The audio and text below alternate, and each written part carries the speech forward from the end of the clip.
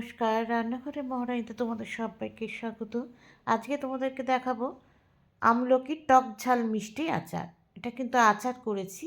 আচ্ছা, আর শীতকালে তো আমলকি অ্যাভেলেবেল পাওয়া যায়। দেখো, আমলকিগুলোকে খুব ভালো করে ধুয়ে নিয়েছি। এবার এগুলোকে কিন্তু আমি ভাপে সেদ্ধ করব। ভাপে সেদ্ধ করব বলে এমনি কড়াইতে জল দিয়ে প্লেটের মধ্যে একটু তেল মাখিয়ে নিয়েছি, বা আমলকির ওপরও কিন্তু তেল মাখিয়ে নিতে পারো।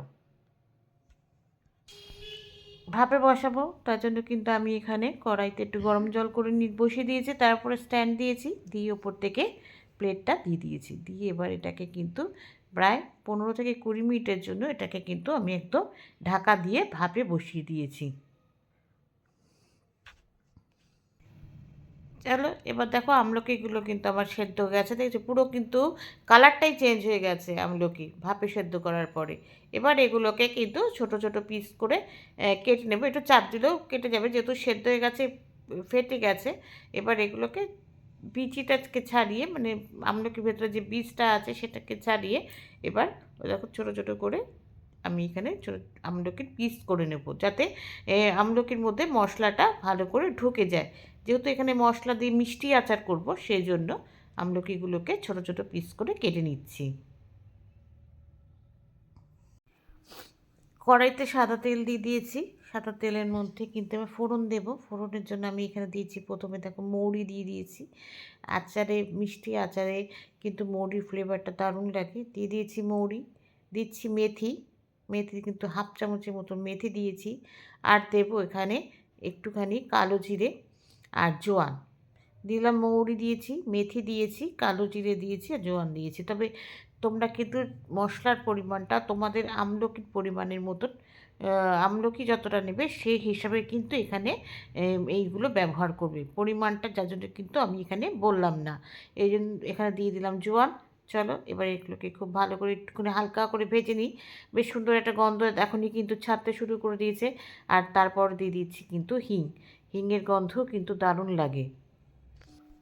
ফোড়নটা কিন্তু আমার ভাজা হয়ে গেছে। এবার আমি এখানে আমলকিগুলো দিয়ে দিলাম। প্রথমে কিন্তু আমলকি দিয়ে দিয়েছি, কারণ আমলকিটাই তো যেহেতু মেন উপকরণ, সেজন্য আমলকির মধ্যে মিষ্টি, টক, ঝাল সমস্ত কিছু যাতে ভালো করে ঢুকে যায়, যার জন্য কিন্তু আমলকিটাকে প্রথমে দিয়ে দিয়েছি। এবার আমলকির সাথে কিন্তু ভাজা মশলাটা খুব সুন্দর করে কিন্তু মিশিয়ে নিয়েছি। এবার দেখো, আবার এখানে কিন্তু দিয়ে দিচ্ছি হলুদ গুঁড়ো। কিছু গুঁড়ো মশলা ব্যবহার করব আমি এখানে। দিয়ে দিচ্ছি হলুদ গুঁড়ো, দিলাম নুন। নুনটা কিন্তু আগে অল্প সামান্য পরিমাণে দিয়েছি। আর দিয়ে দেবো এখানে লাল কাশ্মীরি লাল লঙ্কার গুঁড়ো। কালারটা যাতে সুন্দর আসে সেজন্য কিন্তু আমি এখানে দিয়ে দিচ্ছি কাশ্মীরি লাল লঙ্কার গুঁড়ো। হয়ে গেছে দেয়া। এবার এগুলোকে কিন্তু খুব ভালো করে আবার মিশিয়ে নেবো। দেখো কালারটা বেশ চেঞ্জ হয়ে গেছে, ওই জন্য আচারটাও কিন্তু দেখতে বেশ লাল লাল হয়েছিল। এবার এটাকে খুব ভালো করে মিশিয়ে নেব। সবই ভালো, সব কিছু কিন্তু খুব ভালো করে মিশিয়ে নিয়েছি। এবার কিন্তু আমার এখানে গুড় দেওয়ার পালা। আমি কিন্তু এখানে আখের গুড় দিয়েছি, ব্যবহার করেছি। এখানে চিনিও দিতে পারো, তবে আমার মনে হয় চিনির থেকে গুড় দিলে কিন্তু খেতে বেশি ভালো লাগে, সেই জন্য কিন্তু এখানে আমি গুড় দিয়ে দিয়েছি। এবার দেখো কড়াইতে, এবার আমি যেহেতু ঢাকনা দিয়ে দিয়েছিলাম, গুড় দিয়েছি বলে না, একটুখানি ঢাকনা দিয়ে দিয়েছি। দিয়ে এবার গুড়ের সাথে কিন্তু এবার দেখো আমলকিটা কিন্তু অনেকটা বেশ হয়ে এসছে। আর এখানে কিন্তু অনেক সময় আমরা কি করি, মিষ্টির রসও কিন্তু জমিয়ে রেখে এইসব চাটনি করলে দারুণ লাগে খেতে।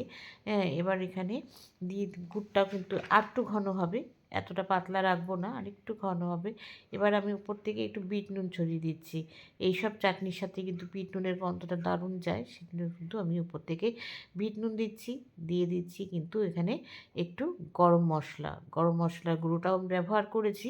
করে এবার এটাকে কিন্তু আটটু হবে, তারপরে কিন্তু গ্যাসটা বন্ধ করে দেবো। তাহলে এবার টেনে যাবে, রসটা একটু ভালো করে টেনে যাবে। তারপরে কিন্তু ঠান্ডা হলে এটাকে নামিয়ে নেব। আচারটা আমার হয়েছে, দেখো কী করে বুঝবো। এটা হচ্ছে, আমি কিন্তু খুন্তি থেকে একটুখানি তুলে দেখছি, হাতে কিন্তু আঠার মতন লাগছে, তার মানে কি গুড়টা একদম ঠিকঠাক কিন্তু মিশে গেছে। ঠান্ডা হয়ে যাওয়ার পরে কিন্তু আমি নামিয়ে নিয়েছি। আমার কিন্তু হয়ে গেছে আমলকির আচার তৈরি করা। এরকম আচার তৈরি করে কিন্তু ফ্রিজে রেখে দিতে পারো অনায়াসে, অনেক দিন ধরে খাওয়া যায়। আর আমলকি তো শরীরের পক্ষে খাওয়া ভীষণ ভালো। তোমরাও কিন্তু এভাবে তৈরি করে খেও। আমাকে জানিও লাইক, কমেন্টস আর শেয়ারের মাধ্যমে। তোমরা যারা আমার চ্যানেলটাকে সাবস্ক্রাইব করে আমার সঙ্গে রয়েছো তাদের জন্য রয়েছে অসংখ্য অসংখ্য ধন্যবাদ। যারা করোনি তারা প্লিজ চ্যানেলটাকে সাবস্ক্রাইব করে আমার সঙ্গে থেকো। তোমরা সবাই সুস্থ থেকো, সাবধানে থেকো, ভালো থেকো। চলি, টাটা। দেখা হচ্ছে পরবর্তী নতুন কোনো রেসিপিতে তোমাদের সঙ্গে।